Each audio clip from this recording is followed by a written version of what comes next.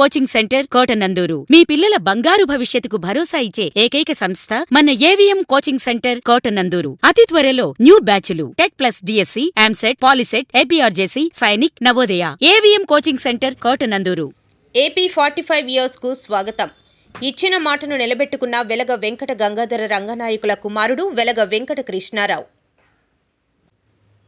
కాకినాడ జిల్లా తుని నియోజకవర్గం కోటనందూరు మండలం కోటనందూరులో ఎన్నికల ప్రచారంలో భాగంగా చిన్న రామాలయం వద్ద సేవకులు కోరిన కోరిక మేరకు రామాలయం ఎదురుగా గల స్థలంలో రేకుల షెడ్డు చేయడానికి అంగీకరించారు. ఆ మాట ప్రకారం ఈరోజు రేకుల షెడ్డు నిర్మాణానికి శంకుస్థాపన చేసి ఆయన మాటల్లో గత ఎన్నికల్లో ఇచ్చిన మాట ప్రకారం మా శాసన సభ్యులు మరియు ప్రభుత్వ విప్ యనమల దివ్యమ్మ ఆదేశాల మేరకు మండల పార్టీ ప్రెసిడెంట్ గాడి రాజాబాబు ప్రోత్సాహంతో పెద్దలు చిరంజీవిరాజు ఆశీస్సులతో ఈరోజు ఈ కార్యక్రమానికి పనులు మొదలుపెట్టామని తెలిపారు.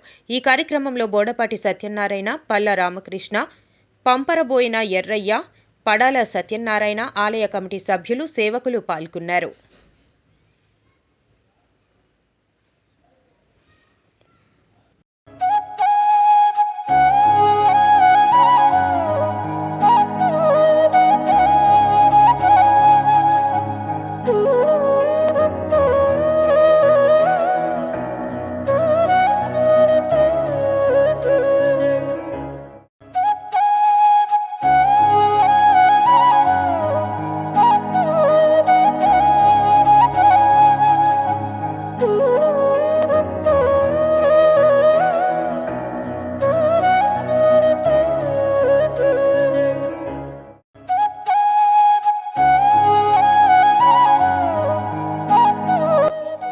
ముందుగా కోటనందూరు గ్రామ ప్రజలందరికీ కూడా నా శుభాకాంక్షలు తెలియజేసుకుంటున్నాను. జై శ్రీరామ్, జై సీతారాం.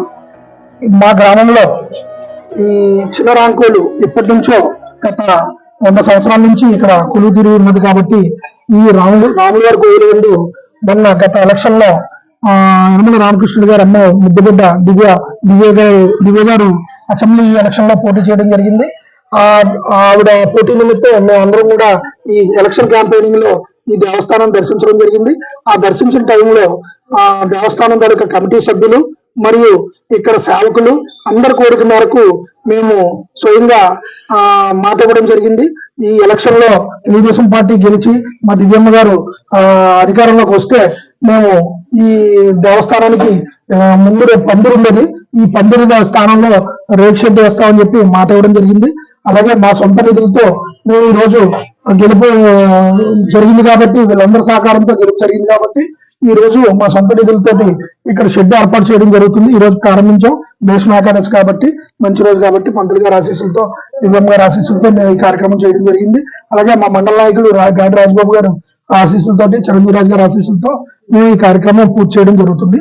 ఈ రోజు శంకుస్థాపన చేసాం.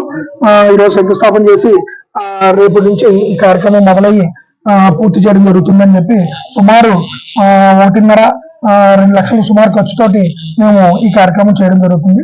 తొలుత ఈ గ్రామంలో ఫస్ట్ మా సొంత నిధులతో ఈ కార్యక్రమం మొదలు పెడుతున్నాం. అందరి ఆశీస్సులు కావాలని కోరుకుంటున్నాం. ఈ షెడ్ పూర్తయిన తర్వాత ప్రారంభోత్సవానికి మా దివ్యమ్మ గారిని ఆహ్వానించడం జరుగుతుంది. కాబట్టి అందరూ కూడా రామకృష్ణ సహకరించవలసిందిగా ముఖ్యంగా ప్రధాన గారికి అందరికీ కోరుకుంటున్నాను.